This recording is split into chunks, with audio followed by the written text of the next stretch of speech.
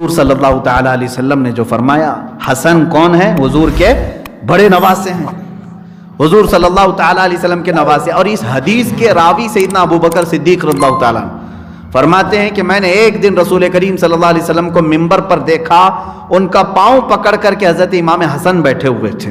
حضور صلی اللہ علیہ وسلم نے فرمایا کہ میرا یہ بیٹا عنقریب، یہ میرا بیٹا سید ہوگا، سردار ہوگا، اور عنقریب یہ میری امت کے دو بڑی جماعتوں میں صلح کرائے گا۔ کس کے بارے میں حضور نے فرمایا؟ حضرت امام حسن رضی اللہ عنہ، یہ امت کے دو بڑی جماعتوں میں صلح کرائے گا۔ ایک بات ان کے متعلق ہے، حضرت امام حسن مجتبی رضی اللہ تعالیٰ عنہ بڑے سخی اور فیاض آدمی تھے۔ کبھی کبھار ایسا نوازتے تھے کہ آپ کے پاس ایک دینار یا ایک درہم بھی نہیں رہ جاتا تھا، اور چھوٹی سی باتوں پر نواز دیتے تھے۔ بہرحال ان کی پوری سیرت اپنے مقام پر، یہاں پر میں نے جو حدیث بیان کی اس پر میں آپ کو کہتا ہوں، حضور اکرم صلی اللہ تعالیٰ علیہ وسلم کی ایک دوسری حدیث ہے، امام حسن کے لیے بھی فرمایا، امام حسین کے لیے بھی فرمایا۔ دیکھیں اس حدیث پر ہمارا پورا عقیدہ بن جانا چاہیے۔ حضور فرماتے ہیں یہ میرے بچے انہوں نے جس سے صلح کی میں اس سے صلح کرتا ہوں، اور انہوں نے جس سے جنگ کی اس نے میرے ساتھ جنگ کی۔ یہ دونوں شہزادے جس سے جنگ کریں حضور کی اس کے ساتھ جنگ ہے، یہ جس سے صلح کریں حضور کی اس کے ساتھ صلح۔ آخر یہ حدیث صادق کب آئی؟ حضرت امام حسن نے کس کے ساتھ کس کی صلح کرائی؟ یہی تو بالکل ہاٹ ٹاپک ہے آج کا۔ بہت سارے لوگ گمراہ بھی ہو رہے ہیں، لیکن بہرحال میں لمبا نہیں لے جاؤں گا۔ امام حسن رضی اللہ تعالیٰ عنہ مولا علی کرم اللہ وجہہ الکریم کی وفات کے بعد خلیفہ بنے، 5ویں خلیفہ راشد ہیں آپ، امام حسن مجتبی رضی اللہ تعالیٰ عنہ۔ حضرت علی رضی اللہ تعالیٰ عنہ کے بعد جب آپ خلیفہ بنے تو اتفاق ایسا ہوا کہ اسی زمانے میں ملک شام میں دمشق میں حضرت امیر معاویہ نے بھی اپنی خلافت کا اعلان کر دیا۔ یہ پہلا اتفاق تھا حضور کی وفات کے بعد، ایٹ اے ٹائم دو لوگوں نے خلافت کا اعلان کیا، ایک طرف ملک شام میں خلیفہ، ایک طرف مدینہ رسول میں کوفہ میں خلیفہ۔ حضرت امام حسن رضی اللہ تعالیٰ عنہ نے کوفہ سے اپنی خلافت کا اعلان کیا۔ 6 مہینے تک ایسا ہی چلتا رہا، لیکن امام حسن رضی اللہ تعالیٰ عنہ نے دیکھا کہ امت 2 ٹکڑوں میں بٹی ہوئی ہے۔ ایسا نہیں کہ امام حسن کے چاہنے والے کم تھے، لاکھوں کی تعداد میں تھے۔ پورا مکہ، پورا مدینہ، پورا کوفہ، پورا بصرہ حضرت امام حسن کے مریدین کا تھا۔ ملک شام دمشق چونکہ 20 سال سے حضرت امیر معاویہ گورنر تھے، ان کا علاقہ تھا، ان کے بھی چاہنے والے تھے۔ تو جب امت 2 حصوں میں تقسیم ہوئی تو حضرت امام حسن خود چل کر کے ملک شام گئے، دمشق گئے، حضرت امیر معاویہ سے آمنے سامنے بات کی۔ امیر معاویہ رضی اللہ تعالیٰ عنہ حضرت امام حسن مجتبی رضی اللہ تعالیٰ عنہ کے درمیان جو یہ بات ہوئی وہ کافی طویل ہے اور کتابوں میں موجود ہے۔ دونوں کے درمیان کئی باتوں میں ڈسکشن ہوا اور طے پایا، لکھا گیا ایگریمنٹ۔ حضرت امام حسن نے اپنی جانب سے کہا کہ میں اپنی سرداری اور میں اپنی خلافت سے دستبردار ہوتا ہوں اور تمہیں خلیفہ مانتا ہوں ان تمام شرطوں پر۔ وہ شرطیں ہیں بہت ساری، حضرت امیر معاویہ نے ساری چیزیں ایکسیپٹ کی، ساری چیزیں قبول کی، اور حضرت امام حسن مجتبی رضی اللہ تعالیٰ عنہ کی بڑی تعظیم و تکریم کیا، انہیں مدینہ رسول یا کوفہ تک پہنچایا، اور ہر مہینے ان کا وظیفہ جاری رکھا حضرت امام حسن کا، بلکہ ان سے ریلیٹڈ جتنے صاحبزادے تھے، جتنے لوگ تھے، سب کا وظیفہ حضرت امیر معاویہ نے جاری کیا۔ حضور کی وہ بشارت صادق آئی۔ حضور صلی اللہ علیہ وسلم نے اس وقت کہا تھا جب امام حسن 4 سال کی عمر کے تھے، 4 سال یا 5 سال کی عمر کے تھے، اس وقت کہا کہ میرا یہ بیٹا میری امت کے 2 جماعتوں میں صلح کرائے گا۔ امام حسن رضی اللہ تعالیٰ عنہ نے وہ حقیقت میں صلح کرائی اور پھر سے پوری امت کو ایک خلیفہ کے ہاتھوں کے نیچے جمع کیا۔ ایک طرف آپ مصلح امت ہیں اور دوسری طرف میرے آقا کے علم غیب کی بین دلیل بھی ہیں، جو آقا صلی اللہ علیہ وسلم 40 سال پہلے بیان فرما چکے ہوں، 35 سال پہلے وہ بات صادق آئی حضرت امام حسن کی زندگی میں۔ اب ایک بات دوسری حدیث پر میں بات کر رہا ہوں، حضور نے فرمایا جو میرے بچے جن سے صلح کریں ان سے ہماری صلح ہے، اور جس سے جنگ کریں ان سے ہماری جنگ ہے۔ ایک شہزادے نے امیر معاویہ سے صلح کی، یہ بات طے ہے، یہ شیعہ بھی مانتے ہیں، ہم بھی مانتے ہیں، سارے لوگوں کی کتابوں میں۔ دوسرے صاحبزادے امام حسین اعظم رضی اللہ تعالیٰ، امام حسین ایک طرف ہیں، اور کربلا کا واقعہ پیش آیا کس کے ساتھ؟ یزید کے ساتھ۔ یزید کوئی اور نہیں، وہ امیر معاویہ کا بیٹا ہے، حضرت امیر معاویہ رضی اللہ تعالیٰ عنہ کا بیٹا ہے، لیکن حضرت امام حسین کے ساتھ اس کی جنگ ہوئی۔ کوئی کتاب نہیں بتا سکتی کہ امام حسین نے یزید کے ساتھ صلح کی ہے، نہ شیعوں کی کتاب، نہ سنیوں کی کتاب، نہ وہابیوں کی کتاب، کسی کی کتاب میں نہیں۔ امام حسین نے کس کے ساتھ جنگ کی؟ یزید کے ساتھ۔ میرے آقا کا فرمان ہے، میرے یہ شہزادوں نے جس سے صلح کی اس سے میری صلح ہے، انہوں نے جس کے ساتھ جنگ کی اس کے ساتھ ہماری جنگ ہے۔ جو مصطفیٰ نے فرمایا وہی آج اہل سنت و جماعت کا بھی قول ہے۔ ہم سنی یہی کہتے ہیں، حسن مجتبیٰ نے امیر معاویہ سے صلح کی تو سنیوں کی ان سے صلح ہے، حسین اعظم نے یزید سے جنگ کی تو ہماری آخری سانس تک یزید کے ساتھ ہماری جنگ رہے گی۔ یہی سنیوں کا عقیدہ۔ ہم یزید کے ساتھ صلح کی بات نہیں کرتے، امیر معاویہ سے جنگ کی بات نہیں کرتے، کیونکہ اگر امیر معاویہ کے خلاف بولنا شروع کریں گے تو پھر امام حسن کی عزت پر آنچ آئے گی۔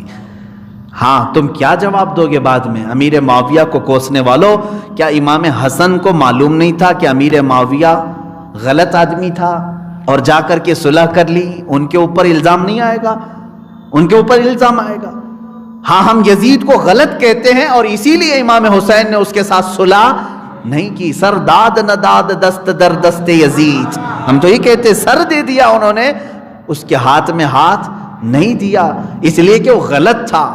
اور امام حسین کی عزت یہ ہے کہ غلط کے ہاتھ میں ہاتھ نہیں دیں گے۔ یہی عزت امام حسن کی بھی ہے کہ وہ غلط کے ہاتھ میں ہاتھ دیں گے۔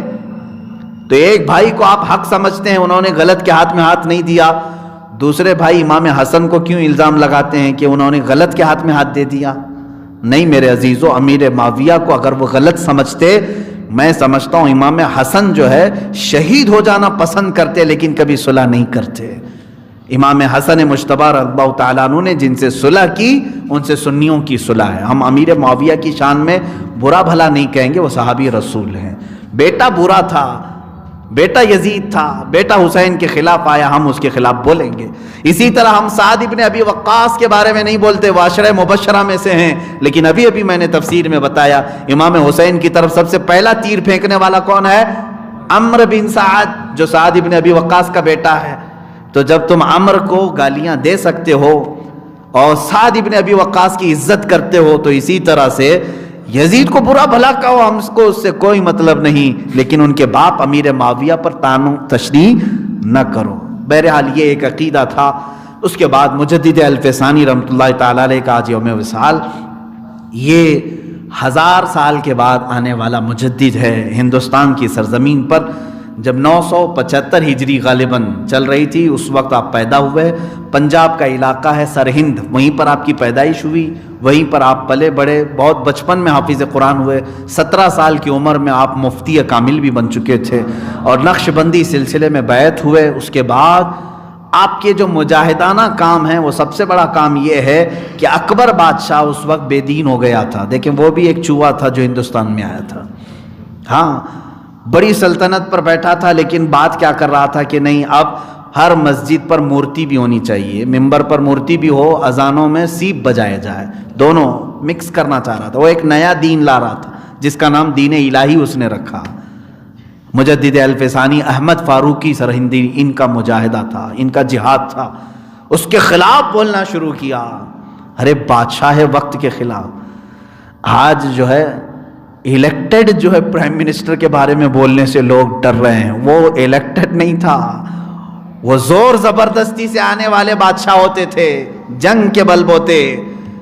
وہاں کوئی الیکشن نہیں ہوتا تھا جب پہلے رولنگ سسٹم جو ہوتا تھا، رولنگ سسٹم میں رولر ہوتا تھا، باقی کوئی اس کو سیلیکٹ کر کے نہیں بھیجتا تھا، نہ الیکٹ کر کے بھیجتا تھا۔ آج ہماری ہی ووٹوں سے آیا ہوا آدمی ہے، غلط جا رہا ہے تو ہم غلط بولیں گے، تمہارے سے ہماری دشمنی کیا ہے؟ دشمنی اسی بات کی ہے کہ ملک کو بیچو گے تو ہم بولیں گے. بہرحال اکبر بادشاہ کے خلاف مجدد الف ثانی کھڑے ہو گئے. کیسا جہاد رہا ہوگا. مولویوں کو سیکھنا چاہیے, علماء کو سیکھنا چاہیے. وہ اکھنڈ بھارت کا بادشاہ تھا, یہ چھوٹے بھارت کا نہیں, اس زمانے کے نہیں, اس زمانے کا بڑے بھارت کا بادشاہ. اور بولا تو ظاہر سی بات ہے انجام بھی سخت ہے. علماء کا انجام ایسا ہی ہے کہ یا تو جیل میں ڈالے جائیں گے, یا زبان قطر دی جائے گی, مار ڈالے جائیں گے, یا تو پھر خرید لیے جائیں گے. یہی چیز ہوتی رہی ہے. لیکن جو حق علماء تھے وہ جیلوں میں گئے. حتیٰ کہ ہمارے امام اعظم ابو حنیفہ رضی اللہ تعالیٰ عنہ کا جنازہ جیل سے نکلا ہے. آخری وقت ان کا جیل میں گزرا ہے, جیل سے جنازہ باہر نکلا. امام زین العابدین نے جیل کی سلاخیں کاٹی ہیں, جیل کی تاریک کوٹھریاں. امام موسیٰ کاظم جیل کاٹے ہوئے ہیں, بڑے بڑے اولیاء. امام احمد بن حنبل کوڑے کھائے ہوئے ہیں حکومت وقت کے خلاف بولنے پر. زبردستی نہیں بولتے تھے, اگر تم ٹیڑے ہو تو بولنا ذمہ داری ہماری ہے. اکبر کے خلاف انہوں نے بولا تو جیل میں ڈال دیا, کئی سالوں تک جیل میں رکھا. مجدد الف ثانی نے وہاں پر بھی اپنا کام جاری رکھا. جتنے چور تھے, زانی تھے, ڈاکو تھے جو جیلوں میں آئے, سب کو عالم بعمل بنا دیا. حدیث, تفسیر, قرآن سب پڑھایا, نمازیں باجماعت ہونے لگی. اکبر مر بھی گیا, ختم بھی ہو گیا. اس کا بیٹا جہانگیر آیا. جہانگیر کو جب خبر کی گئی کہ ایک ایسا شخص اندر ہے جو سب کو عالم بنا دیا ہے, کہا اس کو آزاد کرو, لے آؤ. مجدد الف ثانی کو لایا گیا. اس زمانے میں یہ معاملہ تھا کہ جو بھی بادشاہ کے دربار میں جائے گا اسے سجدہ کر کے جائے گا. مجدد الف ثانی آئے, آپ نے سجدہ نہیں کیا. جہانگیر نے کہا کہ تمہیں دربار کے آداب معلوم نہیں, یہاں ہر کوئی آتا ہے سجدہ کرتا ہے. آپ نے کہا میں سجدہ صرف میرے پیدا کرنے والے کو کرتا ہوں, میں اللہ رب العزت کو کرتا ہوں جو حی ہے اور قیوم ہے, جو ہمیشہ سے زندہ ہے, ہمیشہ زندہ رہے گا. تو اس نے پہلی مرتبہ, وہ جاہل بادشاہ تھے, ان کے دماغ میں وزیروں نے ڈال رکھا تھا کہ ادب یہی ہے کہ سجدہ کیا جائے. تو بعد میں پھر اس نے بہت ساری باتیں ان کی سنی اور متاثر ہوا مجدد الف ثانی کی باتوں سے. ان کو اپنے قریب بٹھایا. یہ موقع کو غنیمت جان کر کے مجدد الف ثانی نے کہا میں تیرے پاس اسی وقت بیٹھنے کو تیار ہوں جب تو حکومتی سطح پر, حکومتی ریاستی سطح پر اپنے باپ کے قائم کیے ہوئے سارے اصولوں کو ختم کرنے کا اعلان جب تک نہیں کرتا میں تیرے سامنے نہیں بیٹھ سکتا. وہ مان گیا. چند ہی دنوں کے بعد مجدد الف ثانی کی بات پر اس نے کہا دین وہی ہوگا جو مصطفیٰ لائے تھے.